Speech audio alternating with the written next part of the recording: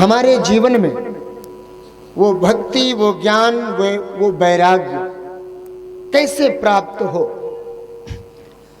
देखो, जब तक जीवन में भक्ति, ज्ञान, वैराग्य नहीं होगा तब तक आपको मुक्ति नहीं मिलने वाली है। आप ये समझो कि हम मंदिर खूब जाएं और भक्ति मन में ना हो तो उसका पुण्य आपको मिलेगा क्या? बड़ा मुश्किल है, वो व्यर्थ है आपका जाना मंदिर। लेकिन यदि आप भक्ति लेकर के मंदिर जाते, आप मीठा का डिब्बा लेकर के जाओ, उसकी आवश्यकता नहीं है। परमात्मा भगवान ठाकुर आपको ये नहीं बोलता कि आप हमको मीठा का डिब्बा लेकर के आओ ना। भगवान बोलता है भाव से, तुलसी पत्र लेकर के आओ, पुष्प लेकर के आओ, हमारे चरणों में निवेदित कर दो, हम तुम्हारे बन जाएंगे। सरकार, हम तो तुम्हारे नौकर बन जाएंगे। भगवान नौकर भी बनते हैं, हाँ, भगवान बंदी बन जाते हैं, नौकर। आप उसको जैसा चाहो वैसा न चाहो।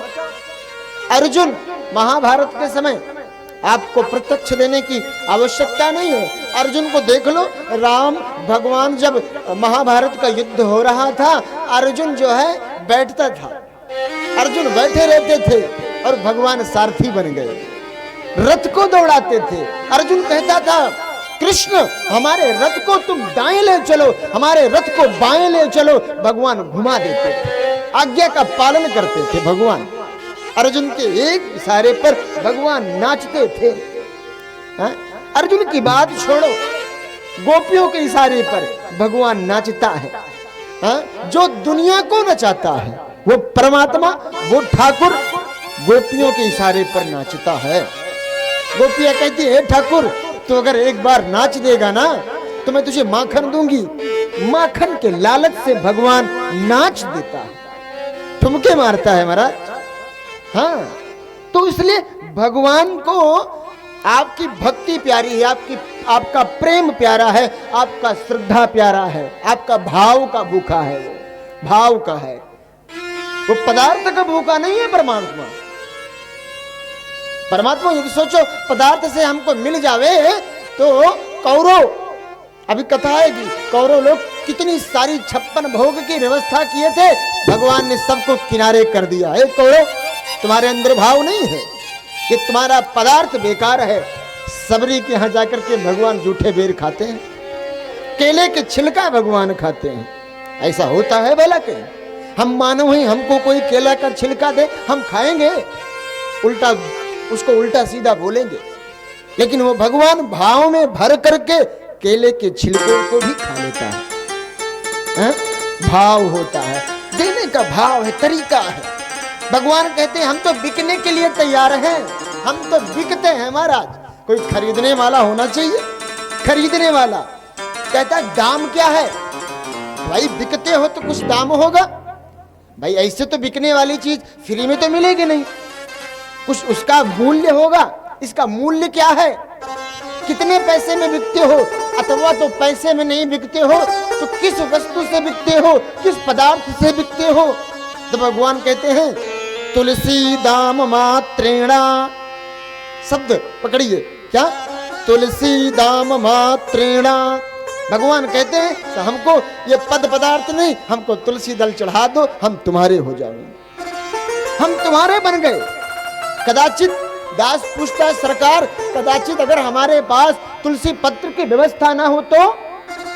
कहते चुल्लकेन जलेन वे, एक हाथ में एक अंजलि जल लेकर के हम पर चढ़ा दो, हम तुम्हारे बन जाएंगे, तुम्हारे हो जाएंगे, तुम्हारे दीवाने हो जाएंगे, फिर तुम्हें छोड़ करके कभी नहीं जाएंगे, कभी नहीं। और एक चीज तो सत्य है, कहा किसी ने खरीदा? कहा हाँ। किसने? मीरा ने। मोहले है गोविंद मोल। मीरा कहती है मैंने भगवान को खरीदा है, भगवान।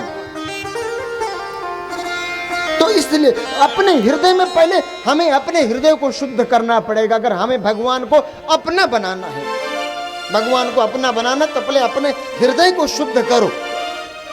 जो हमारे हृदय में दुनिया भर का झंझावात प्रपंच समाया हुआ है ना, इसको पहले खाली करो।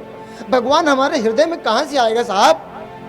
हमारे देखो, अगर कोई मकान खाली हो तब तो उसमें कब्जा किया जा सकता है, मकान खाली हो तो। लेकिन जब मकान में कोई रह रहा है तो आखिर हम कब्जा कर सकते हैं ना? हम कब्जा नहीं कर सकते हैं। लेकिन अगर कोई हमारे पड़ोस में कई वर्षों से 10-15 वर्षों से मकान खाली हो तो सबकी नजर पड़ती है, ये मकान खाली है, कब्जा कर लो, खटाक से अपना बना लो इसको। ठीक वैसे भगवान भी कहते हैं अपने हृदय को पहले तुम खाली करो, जो इसमें मत्तर भरे हैं दुनिया भर का बुराई भरी, इसको पहले खाली करो। ये खाली होगा जब भवन सुंदर होगा, जब भवन आपका हृदय भवन, हृदय पटल आपका खाली होगा तो भगवान आकर के आपके हृदय में बैठ जाएंगे, उसको आपको बुलाना नहीं पड़ेगा। श्रद्धेयो हृदय अवरुद्धते, भगवान आकर के तत्क्षण बैठ जाएंगे आपके हृदय में। फिर आप लाख कोशिश करोगे कि भगवान ये मकान छोड़ दे हृदयगत, वो छोड़ करके जाने वाला नहीं है। आप कितना भी केस कर दो, किसी भी कोर्ट में कर दो केस, वो फिर केस चलने वाला नहीं, उसको खारिज ही होना पड़ेगा। ये भगवान की महिमा है, भगवान पर श्रद्धा होना चाहिए। तब ज्ञान भक्ति वैराग्य को नारद जी ने पुष्ट किया है, किसके माध्यम से? सनक सनंदन सनातन सनत कुमार इन चारों ऋषियों के माध्यम से, गंगा का पावन तट पर बैठ कर करके है। देखो, जब तक हमारे अंदर भक्ति नहीं होगी तब तक ज्ञान नहीं होगा, और जब भक्ति होगी तब ज्ञान हो जाएगा, और जब ज्ञान हो जाएगा तो हम विरक्त हो जाएंगे, वैराग्य हो जाएगा हमको। इसलिए सबसे आवश्यक वस्तु कोई है हमारे जीवन में तो वो भक्ति है, भक्ति है। क्यों भाई? भगवान ने हमको जन्म दिया है, यह खाने के लिए जन्म थोड़ी दिया है कि तुम जाओ खाओ और सो और जिंदगी बिता करके जय जय सीताराम, ना, इसके लिए भगवान नहीं दिया। हम तो ये मान बैठते हैं यहाँ आने के बाद कि ये संपत्ति हमारी है, ये घर हमारा है, ये जमीन हमारा है, ये आस पड़ोस वाले हमारे हैं, ना, कुछ आपका नहीं, ये सब भगवान का है, हम यहाँ के नौकर हैं। ऐसा समझो कि हम यहाँ के नौकर हैं, हम नौकरी करने आने हैं, नौकरी करने के लिए हम भेजे गए हैं भगवान की तरफ से नौकरी के लिए। तो अपना नहीं, उसको भगवान की संपत्ति समझो, आप भगवान की संपत्ति समझ करके उसका निर्वाहन करो। तब ये ऐसे होने चाहिए।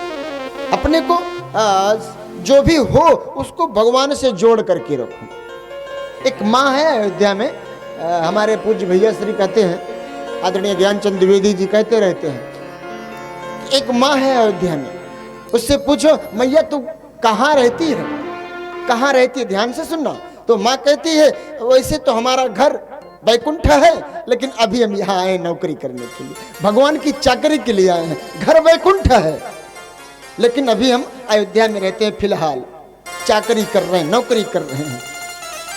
कहाँ जा कहाँ रही हो?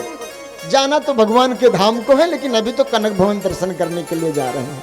ऐसे भाव होना चाहिए मन में, ऐसे भाव, अपने अंदर भाव को उत्पन्न करना चाहिए। शास्त्र कहते हैं कि यदि व्यक्ति, नारद जी कहते हैं, नारद जी को सनकादि ऋषि समझाते हुए कहते हैं, नारद जी इतना ही नहीं, व्यक्ति जीवन भर भगवान का नाम ना ले, इतनी सामर्थ्य है भगवान में।